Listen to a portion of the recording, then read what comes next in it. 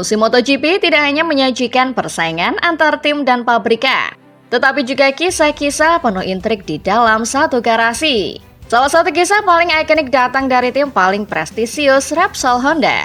Di balik dominasi mereka di lintasan, tersembunyi ketegangan dan persaingan yang membara, persaingan antara dua pembalap hebat yang sama-sama ingin menjadi raja di kerajaan yang sama.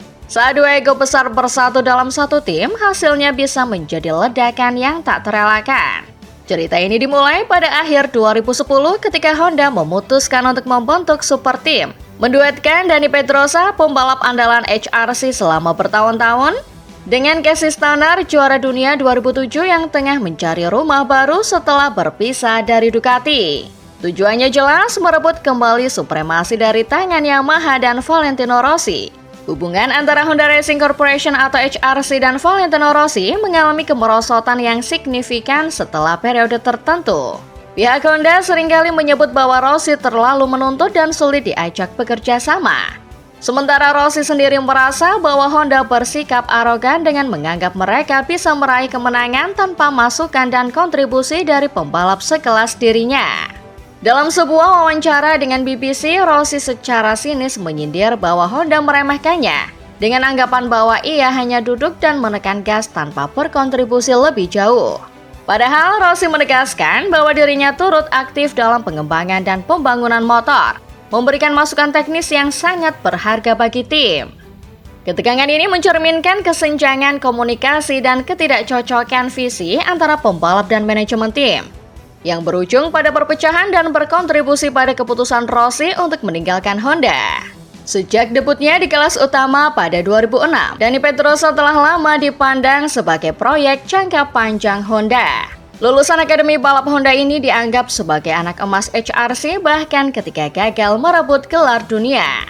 Pedrosa dikenal tenang, perfeksionis, dan sangat teknikal. Ia tak banyak bicara tapi sangat disegani di dalam garasi karena kecermatannya dalam memberi umpan balik kepada teknisi. Di musim-musim sebelum kedatangan Stoner, Pedrosa menjadi tumpuan utama Honda.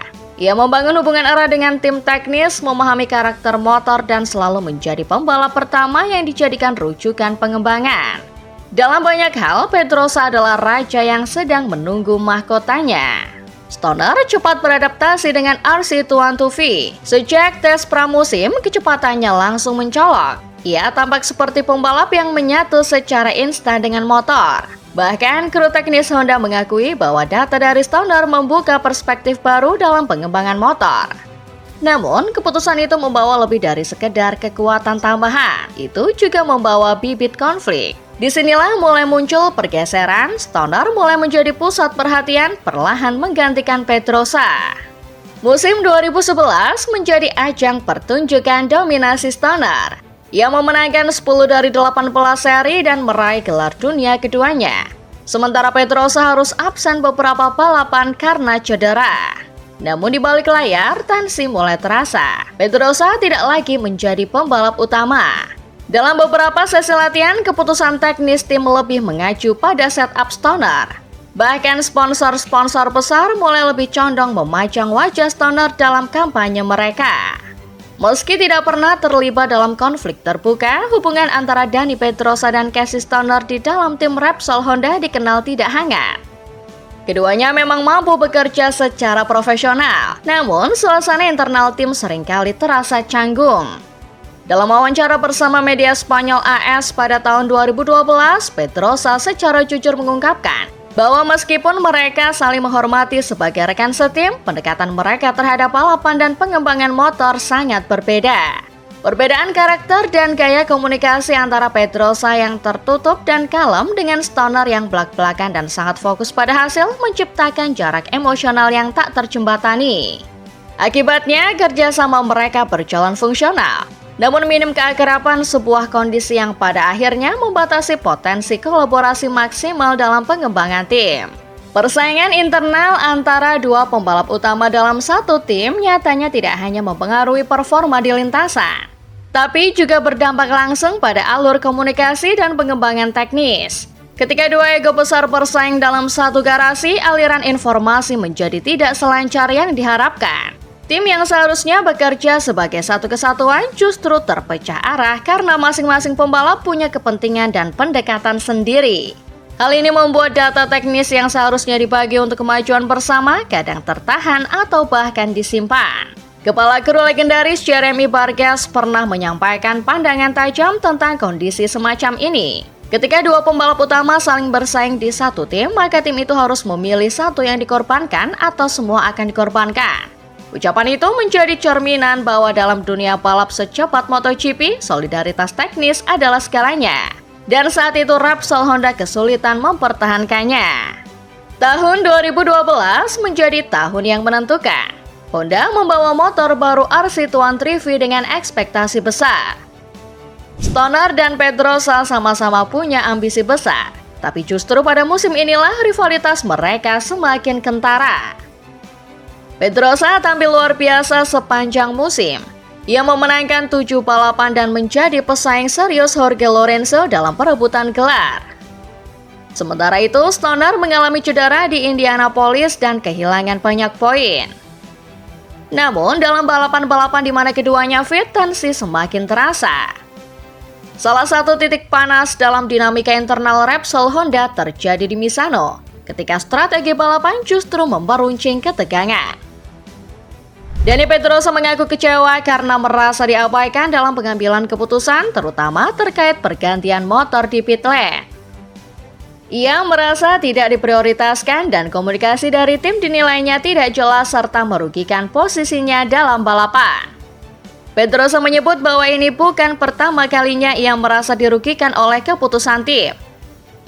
Sebuah pernyataan yang mencerminkan akumulasi frustasi dan mempertegas bagaimana konflik internal dan strategi tim yang tidak transparan bisa menjadi sumber friksi berkepanjangan di dalam sebuah tim yang diisi dua pembalap utama.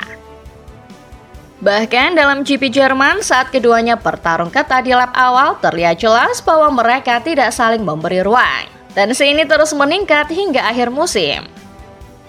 Menjelang akhir tahun 2012, pengumuman mengejutkan dari Casey Stoner tentang pengunduran dirinya dari MotoGP membawa gelombang reaksi beragam. Bagi publik dan penggemar, keputusan tersebut merupakan kejutan besar, mengingat Stoner masih berada di puncak karir dan dianggap sebagai salah satu pembalap terbaik saat itu. Namun di balik layar, bagi sebagian orang dalam Honda Racing Corporation atau HRC, keluarnya Stoner justru dianggap sebagai solusi yang membebaskan. Seorang sumber internal Honda yang memilih untuk tidak disebutkan namanya mengungkapkan kepada MCN bahwa kepergian Stoner memungkinkan tim untuk kembali berkonsentrasi tanpa gangguan dari dinamika internal yang rumit. Pernyataan ini menandakan bahwa kepergian Stoner meski mengejutkan sekaligus membuka babak baru bagi HRC untuk merestrukturisasi tim dan mengarahkan energi mereka ke tujuan bersama tanpa adanya konflik internal yang mengganggu. Setelah kepergian Stoner, Pedrosa kembali menjadi andalan tunggal Honda hingga datangnya Marc Marquez di 2013. Tapi cerita tentang dua raja dalam satu kerajaan tetap hidup. Persaingan mereka menjadi pelajaran berharga bagi Honda.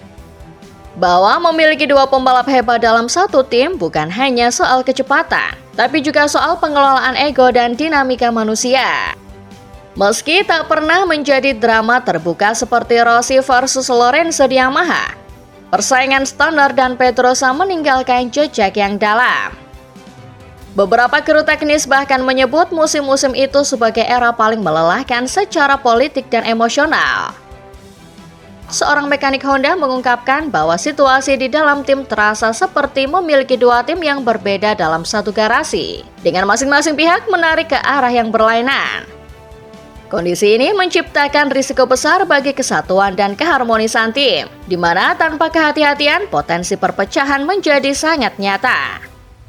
Pernyataan tersebut menggambarkan betapa sulitnya menjaga sinergi dan fokus bersama dalam menghadapi persaingan internal yang intens, serta menegaskan bahwa masalah komunikasi dan kepentingan berbeda menjadi tantangan utama bagi Honda dalam periode tersebut.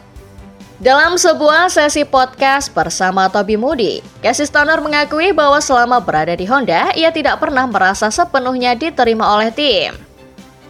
Meskipun ia mampu meraih kemenangan dan menunjukkan performa terbaiknya, Stoner menyadari bahwa ada pihak-pihak di dalam tim yang merasa terganggu dengan posisinya. Namun ia memilih untuk fokus pada hal yang bisa ia kendalikan, yaitu membalap sebaik mungkin tanpa terlalu memusingkan dinamika internal. Pengakuan ini menyoroti kesulitan Stoner dalam menyesuaikan diri dengan lingkungan tim yang penuh tekanan dan politik internal. Sekaligus menunjukkan sikap profesionalismenya yang kuat meski menghadapi ketidakpastian dan ketegangan di sekitarnya. Pedrosa di sisi lain tetap menjaga citranya. Ia tidak pernah mengkritik Stoner secara langsung, tapi dalam berbagai kesempatan menyiratkan bahwa ia merasa tak mendapat kepercayaan penuh. Kisah Stoner dan Pedrosa di Repsol Honda adalah kisah tentang kecepatan, ego, dan kompromi yang sulit. Dalam dunia balap yang dipenuhi tekanan dan ambisi, bahkan tim sekuat Honda pun tidak kebal terhadap konflik internal. Ketika dua raja ingin menguasai satu tahta, yang terjadi bukanlah harmoni, tapi persaingan senyap yang bisa mengubah arah sejarah.